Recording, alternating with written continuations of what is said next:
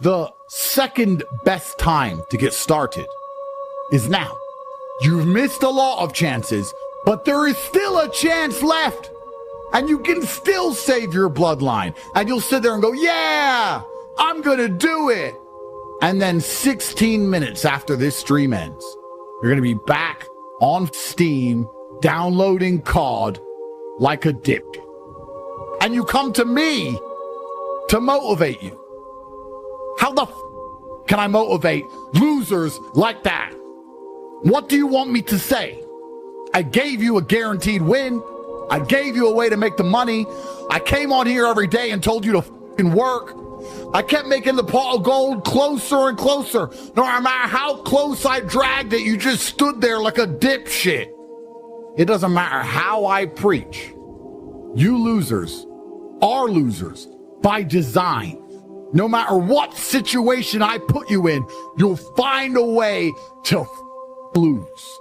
There is no other justification for your monumental impotence and lack of action, besides the fact that your DNA enlaced with loserdom.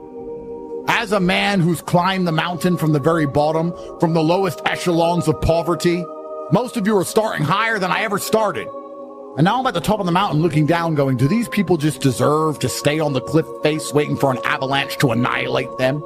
Maybe all the poor people who go, I don't want to be poor, I've tried hard, are lying. And if you get to know these people, they're not even nice people. And they snake their friends, and they lie, and they cheat, because good people who work hard seem to always win. By logical extension, anyone who has not won is not a good person who works hard. If every good person with a good work ethic ends up a winner, and you're not a winner, then you're not a good person with a good work ethic. Somewhere along the line, there's something wrong with you. At the time, when Bitcoin was affordable, your arrogant ass, oh, I somebody buy Bitcoin, but, I'm going to buy a beer. I'm going to go movies with my girlfriend. You wasted your f***ing time.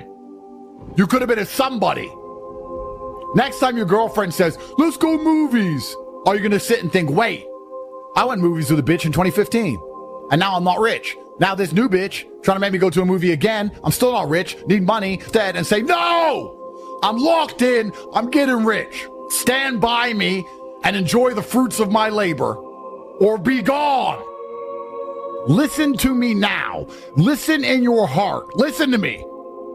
Because in 2 years, when I play this video back, you're going to hate yourself for your lack of action. And you have been fairly warned. So in 2 years, when I ask you why you did not act, you have no excuse. You need to work.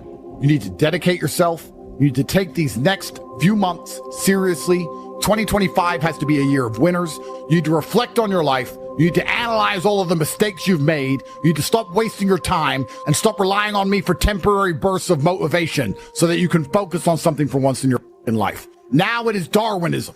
Those who do not benefit do not deserve to benefit. Act or fail. You cannot stop. You cannot give up. Most of you are happy to be losers part-time. You want to escape, but then that new video game comes out. I'll just play the video game. I'll just be a loser for 2 more weeks. Then I'll get back to trying to escape the matrix. It doesn't work that way.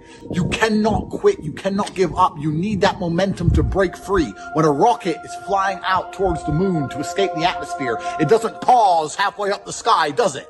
You're in competition with the entire world. Everyone wants to escape. You cannot be lazy. No more video games, no more loser antics, no more dumb shit. You are the only person who can make this work, and you're also the only person who can this up. It's an urge. Every champion has felt it. Every king has felt it. Every lion has felt it. Every winner has felt it. The urge to quit. Don't you give up on your dream. I don't care if you don't have the money, and you don't have the background for it, and you don't have the friends for it. Don't you give up on your dream. Don't you do it. It may take you twice as long. You might not read as fast. You might not move as quick. You might not have as much. But don't you quit. tears and struggles and pain, and you go through it anyway, and you show up and you continue to fight on no matter the circumstances, after a while, something begins to wither inside of you. To the person who keeps quitting, you have to live with that infection, that propensity to never finish. Until you have had the taste of finishing, you will not respect yourself. Somebody in this room, you've quit so many things that you've lost respect for yourself. You have trouble being resilient because you think everything works like computers, and you try thing after thing after thing because you think that trying something for a little while ought to bring you a big return. It does not work like that. Some stuff takes time. Greatness takes time. And you think greatness goes on sale, but true quality never goes on sale. It's wrong for you to think God's gonna bless a business you ain't committed to, bless a marriage you ain't committed to. Who do you think God is? Somebody playing in Vegas? God is not hitting a slot machine. You have to put your everything, your mind, your energy, your effort, your tenacity. Nothing is going to jump out the fire. If you don't throw something in there, it's not going to happen. Whatever it is you are trying to build, if you won't sacrifice for it, if you won't be hungry for it, if you won't sweat for it, you don't have the right to get it until you will stay up at night and read and work and pray to get to be whoever it is you are trying to be. You have not got the right. You can't be this without guts.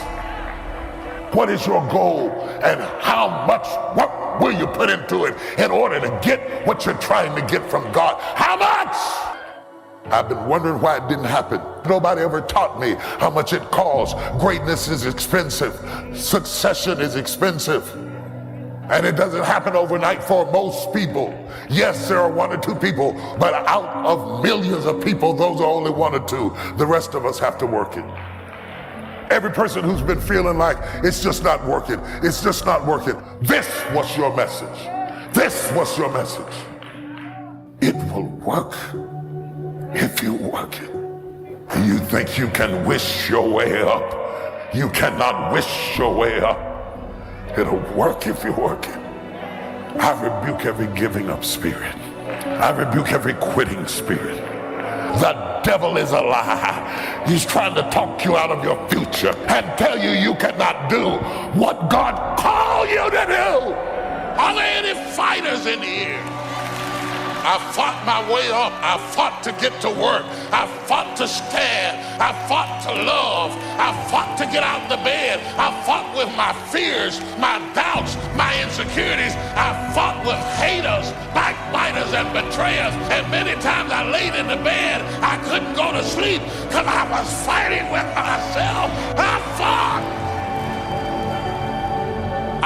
fought a good fight. You might not have seen it. You saw the glamour. But let me show you what you didn't see. I fought to do that. You can either cower down and give up and let your wife become your mama, or you can stand up like a grown man and handle your business. So stop popping your neck, hold your head up, get yourself together, and get ready to fight the good fight of faith. If you lose the job, keep the faith. If you lose the spouse, keep the faith. If you have to downsize, keep the faith. If you have to move in with your mama, keep the faith. If you get sick, keep the faith. If you got heart trouble, keep the faith. You might not get a new heart, but you gotta keep your faith. Faith is not just a word, it's a mindset, a way of life. It's the quiet confidence that tells you this is not the end.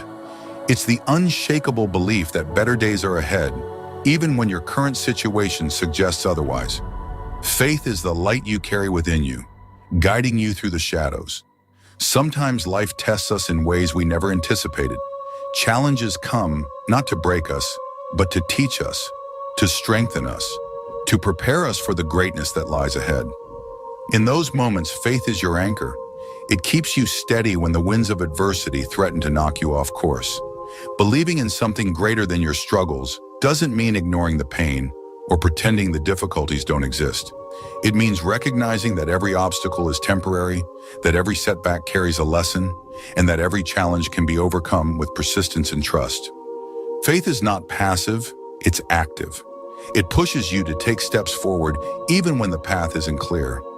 It reminds you that no mountain is too high, no river too wide, and no dream too big for someone who believes. Faith fuels your actions, giving you the courage to try again after failure, and the strength to keep moving when the road feels endless. In moments of doubt, remember this. You've already overcome so much. Think of the challenges you've faced and the victories you've achieved. Those moments weren't easy, but you made it through. That same strength exists within you now. Faith doesn't mean you won't face difficulties. It means you trust that you'll emerge stronger on the other side. It's knowing that every trial has a purpose, every struggle a hidden gift. The darkest nights often lead to the brightest mornings. Sometimes people around you may not understand your journey. They may doubt your dreams or question your decisions. But your faith isn't for them to understand. It's for you to hold. Believe in your vision, even when others can't see it. Trust in your potential, even when others don't recognize it. When life feels overwhelming, remember that faith is not about seeing the whole staircase. It's about taking the first step. You don't need to have all the answers. You just need to believe that the answers will come. Faith requires patience. It asks you to trust the process, even when results aren't immediate. Growth takes time. Success takes effort. Healing takes courage. But with faith, you'll find the resilience to keep going, no matter how long the journey takes. Let go of the need to control every outcome. Trust that life has a plan for you, even if you can't see it right now. Surrendering doesn't mean giving up. It means releasing the fear and embracing the possibilities. Faith also means believing in yourself. You are capable of more than you realize. You have the strength, the wisdom, and the determination to overcome anything that comes your way. Trust in your ability to rise above, to learn and to grow. Surround yourself with people who uplift and encourage you. Let their belief in you reinforce your own. Sometimes faith is contagious. A single spark can light a fire of hope in others. As you move forward, keep your eyes on your goals, but don't forget to appreciate the journey. Every step, every challenge, and every triumph is shaping you into the person you're meant to be. Faith teaches you to find joy in the process, even when the destination feels far away. Faith is also about gratitude. When you focus on what you have instead of what you lack, you cultivate a mindset of abundance. Gratitude strengthens your belief that life has more to offer, that you are blessed even in the hardest moments. Remember, faith doesn't eliminate fear. It helps you face it. It doesn't erase doubts. It helps you rise above them. Faith is the quiet strength that whispers, "Keep going," when the world tells you to stop. In the end, faith is a choice. It's choosing hope over despair, belief over doubt, and courage over fear. It's choosing to see possibilities where others see limitations. So hold on to your belief in the future, in your dreams, and in yourself. The road ahead may be uncertain, but with trust in your heart, you'll find your way. You are stronger, braver, and more capable than you know. Keep believing, keep striving, and never, ever give up.